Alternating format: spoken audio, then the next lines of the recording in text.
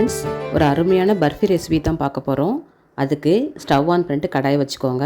அதில் மெஷரிங் கப்பால் 1 கப் அளவுக்கு சலிச்ச கடலை மாவு எடுத்துக்கிட்டு இதை நல்லா வறுத்து எடுத்துக்கலாம். லோ ஃப்ளேம்லேயே வச்சுக்கோங்க.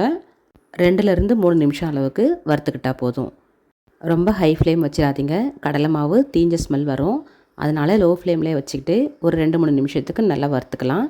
அதுக்கப்புறமா மெஷரிங் கப்பால் 1/2 கப் அளவுக்கு நெய் எடுத்துக்கிட்டு அதை ஃபுல்லாகவே இப்போவே ஆட் பண்ணிவிடுங்க. கொஞ்சம் கொஞ்சமாக ஆட் பண்ண வேணாம், ஃபுல்லாக இப்போவே சேர்த்துடலாம். எந்த ஸ்வீட்டுக்கு ஃபுல்லாகவே நெய் சேர்த்துக்கிட்டால் ரொம்ப அருமையாக இருக்கும்.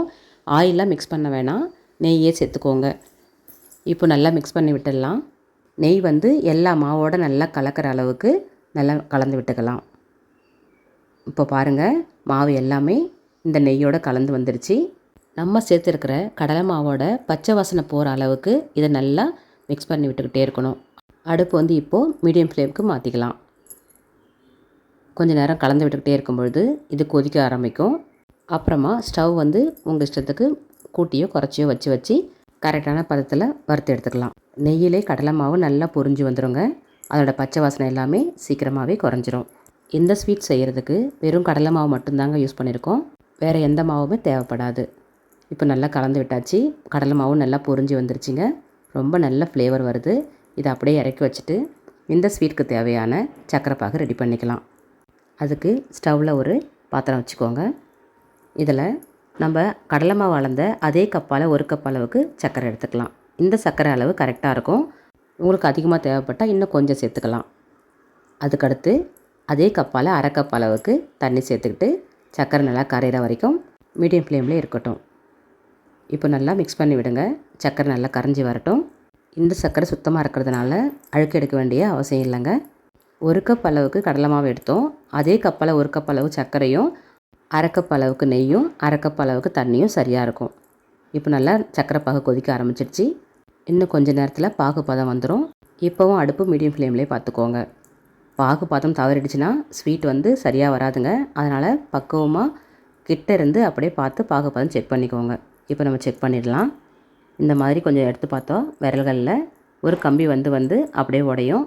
இதுதான் கரெக்டான பதம்.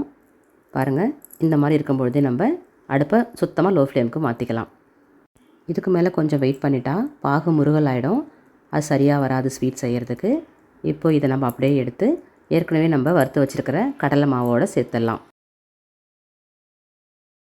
இப்படி சேர்க்கும்பொழுது அடுப்பை லோ ஃப்ளேம்லேயே வச்சுக்கோங்க. அப்படி இல்லைனா ஸ்டவ் ஆஃப் பண்ணிட்டாலும் பிரச்சனை இல்லை, அதுக்கப்புறமா ஆன் பண்ணிக்கலாம். எல்லா சர்க்கரை பாகையுமே இதில் சேர்த்தாச்சு. சேர்த்துட்டு இதை அப்படியே கலந்து விட்டுடலாம். இதுக்கப்புறமும் கைவிடாமல் நம்ம மிக்ஸ் பண்ணி விட்டுக்கிட்டே இருக்கணுங்க. வச்சுட்டு வெங்காயம் போயிடாமல் பக்கத்தில் இருந்து கரெக்டாக செஞ்சுருங்க. இப்போ ஸ்டவ் லோ ஃப்ளேமில் தான் இருக்குது. தேவைப்பட்டால் கொஞ்சம் அதிகமாக்கிக்கலாம். நல்லா மிக்ஸ் பண்ணி விட இதோட பதம் கரெக்டாக வந்துக்கிட்டே இருக்கும். ஒரு 1/4 மணி நேரம் தாங்க ஆகும். ரொம்ப சிம்பிளான ரெசிபி இது. ட்ரை பண்ணி பாருங்கள், ரொம்ப அருமையாக வரும். அதிகமான பொருட்கள்லாம் தேவைப்படாது. மெஷரிங் கப்பால் 1 கப் கடலை மாவுக்கு ஒரு 1/2 கிலோ அளவுக்கு நமக்கு ஸ்வீட் கிடச்சிருக்கு. நீங்களும் ட்ரை பண்ணுங்கள். சர்க்கரை சேர்க்கறதுக்கு பதிலாக நீங்கள் வெல்லமோ இல்லை நாட்டு சர்க்கரையை கூட யூஸ் பண்ணிக்கலாம். ஆனால் கலர் இந்த மாதிரி கிடைக்காது, கொஞ்சம் ப்ரௌன் கலராக கிடைக்கும். இப்போது பதம் பார்க்க தெரியாதவங்க கொஞ்சமாக தட்டில் இது போல் ஊற்றிக்கோங்க. இது ஒரு 2 நிமிஷம் போல் அப்படியே ஆறட்டும். அது வரைக்கும் கலந்து விட்டுக்கிட்டே இருங்க.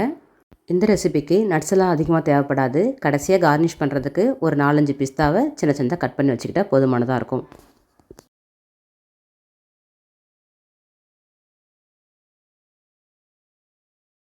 ஆறுனதுக்கப்புறமா இதை நம்ம உருட்டி பார்த்தோம் அப்படின்னா ஒரு உருண்டை மாதிரி வரணும்.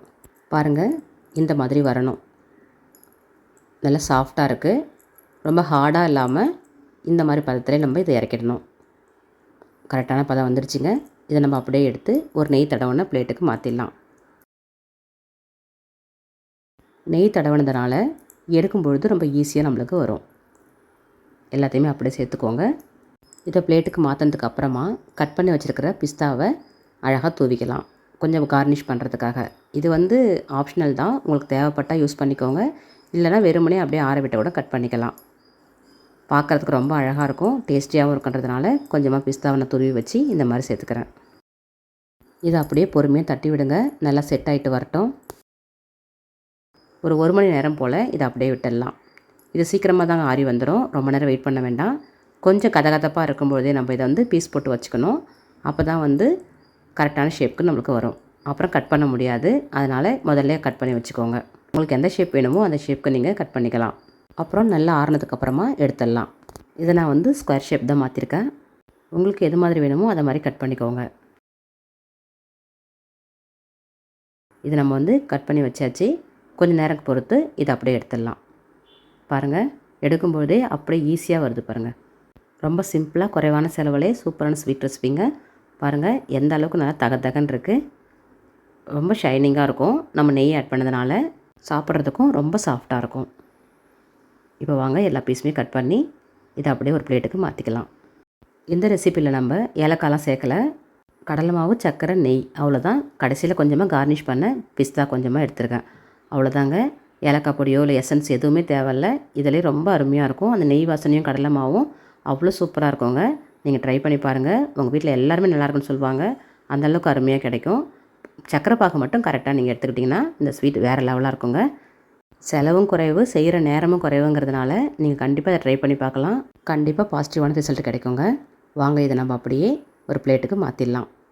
இது ரவுண்டாக இருக்கிற ஒரு பிளேட்டில் மாற்றினதுனால ஓரங்கள்லாம் வந்து நம்மளுக்கு கரெக்டான ஷேப்பில் கிடைக்காது. சென்டரில் மட்டும் கரெக்டான ஸ்கொயர் ஷேப்பில் கிடைக்கும். ஓரங்களில் மட்டும் ஸ்கொயர் ஷேப் கரெக்டாக கிடைக்காது. அவ்வளோதாங்க, சூப்பரான பர்ஃபி ரெடி ஆகிடுச்சு. கடலை மாவு மட்டுமே வச்சு செஞ்ச கடலை மாவு பர்ஃபி ரொம்ப சூப்பராக இருக்குது. கண்டிப்பாக ட்ரை பண்ணி பாருங்கள். எப்படி வந்துச்சுன்னு கமெண்ட் பண்ணுங்கள். உங்கள் ஃப்ரெண்ட்ஸோடு ஷேர் பண்ணுங்கள், அவங்களும் செஞ்சு பார்க்கட்டும். இது ரொம்ப உங்களுக்கு பிடிக்கும்னு நினைக்கிறேன். வாங்க இது எப்படி வந்திருக்குன்னு பார்க்கலாம். பாருங்கள் எவ்வளோ சாஃப்டாக இருக்குது. அப்படியே கை வைக்கும்போது உடையுது. அந்தளவுக்கு சாஃப்டாக இருக்குது. சாப்பிட்றதுக்கும் ரொம்ப மென்மையாக இருக்கும். கண்டிப்பாக ட்ரை பண்ணுவீங்கன்னு நம்புகிறேன். நெய்யோடு சேர்த்த கடலை மாவில் செஞ்ச பேசன் பர்ஃபி உங்களுக்கு பிடிச்சா லைக் பண்ணுங்கள், ட்ரை பண்ணுங்கள், உங்கள் ஃப்ரெண்ட்ஸோடு ஷேர் பண்ணுங்கள். மறக்காமல் சப்ஸ்கிரைப் பண்ணாதவங்க சப்ஸ்கிரைப் பண்ணிட்டுங்க. தேங்க்யூ.